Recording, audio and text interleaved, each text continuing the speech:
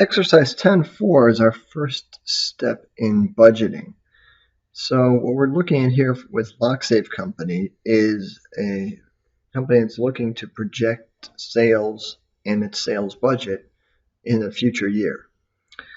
So what we have presented here in our columns B and C are the unit sales by quarter for 2014. And so in order to develop a sales budget, we have to determine how these sales are going to fit into each quarter of 2015.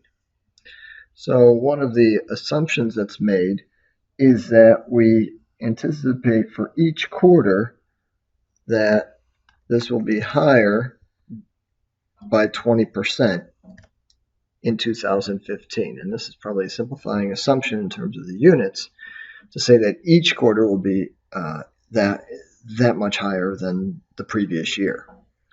But in order to increase this, or to come up with a projection for the first quarter of sales, then we could take the 23,000 and then add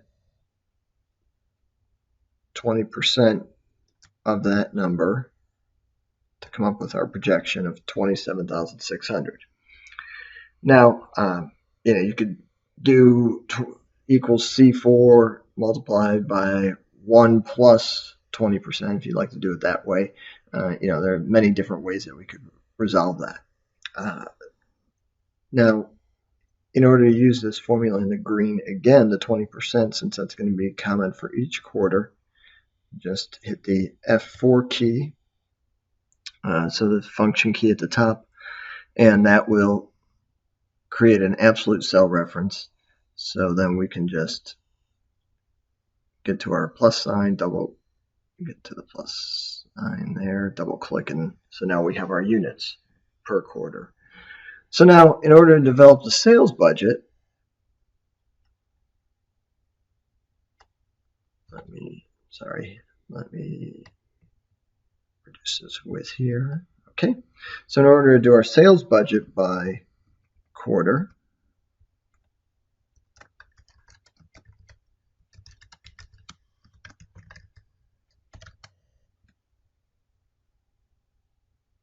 what we can do then is similarly merge and center these two to make the spreadsheet look nice.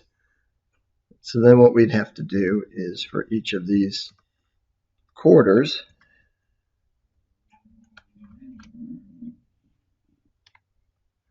then actually take the quantity in cell F4 and multiply by the corresponding price. So in the problem, we're told that the selling price is